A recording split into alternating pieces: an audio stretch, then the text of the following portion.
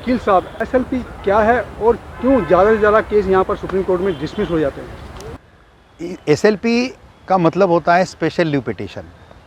ये आर्टिकल 136 जो रहता है कॉन्स्टिट्यूशन का, इसके under any judicial order we can challenge in Supreme Court through SLP. और एसएलपी में कॉन्स्टिट्यूशन ने ही उनको डिस्क्रिशन पावर दिया है। अगर उनको लगता है कि without any reason they have to dismiss, they can dismiss it. लेकिन मेनली क्या होता है कि एसएलपी डिसमिस होने का मेन रीज़न रहता है कि सब्सटेंशियल क्वेश्चन ऑफ लॉ जो रहता है वो एसएलपी में नहीं रहता, ड्राफ्ट में। So drafting is very important thing.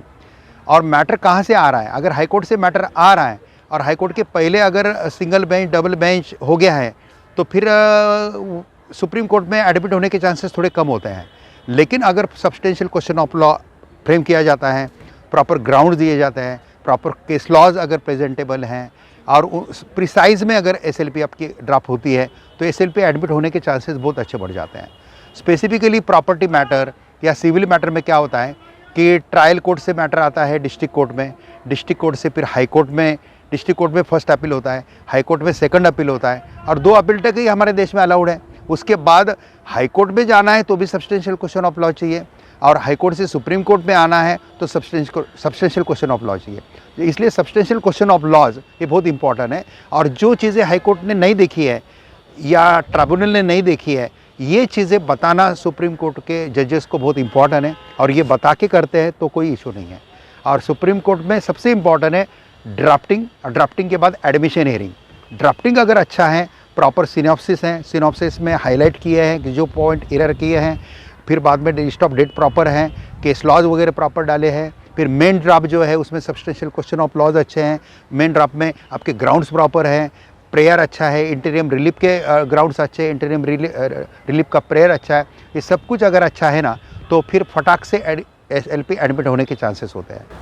अच्छा, एसएलपी आपने कहा भी सुप्रीम कोर्ट हाई कोर्ट के अंदर अगर 2 बार अपील कर सकते हैं, तीसरी बार नहीं कर सकते, तो कहीं ना कहीं आपको लगता है कि भी कुछ ना कुछ ऐसी चीज़ें होती हैं जो कानून से रह जाती हैं। मान लो संविधान की बात, कोई ऐसी चीज़ रह जाती है जो कानून के सामने आती है, सुप्रीम कोर्ट में आती है, तो उसको एक्सेप्ट करना चाहिए।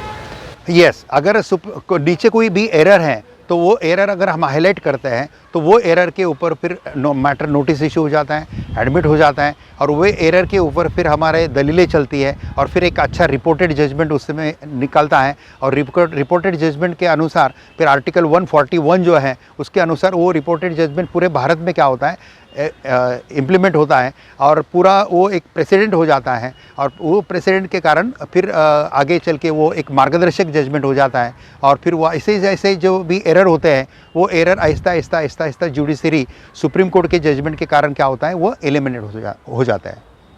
वकील साहब, जब ये संविधान बना तो आज से 70-75 साल पहले जब बना तो उस वक्त और सिचुएशन थी, आज कुछ और है, तो कहीं ना कहीं कानून में बदलाव होते रहते हैं समय समय पर, तो ये वही बात है।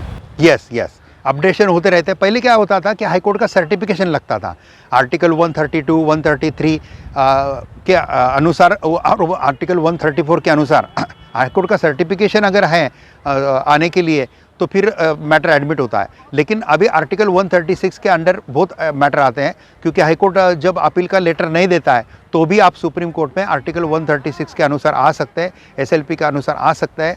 और बाकी स्टैट्यूटरी अपील जो रहते हैं जैसे एनसीएएलटी से आते हैं मैटर, जैसे इनकम टैक्स अपीलेट ट्रिब्यूनल से आते हैं, सेबी अपीलेट ट्रिब्यूनल से जो मैटर आते हैं तो इनमें भी हमको कभी कभी एसएलपी डालना पड़ता है। स्टैट्यूटरी अपील जहाँ पे काम नहीं करता है वहाँ पे फिर आर्टिकल 136 में हम सुप्रीम कोर्ट में केस ले लेते हैं।